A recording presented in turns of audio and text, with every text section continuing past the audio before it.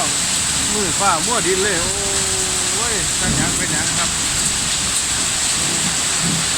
แห้งคักมาแห้งกว่าเก่าบาน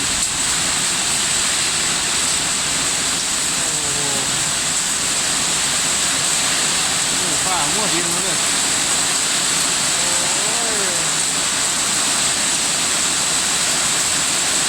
เสียงเป๊กๆว่ามัน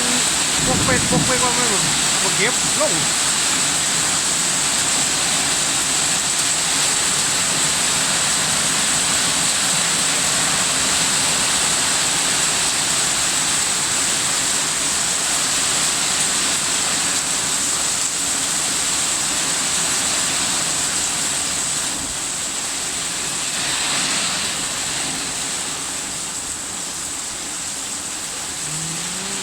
เข้าซะพอเอ้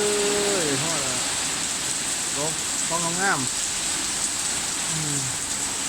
ต้นสภาพต้นสวยครับ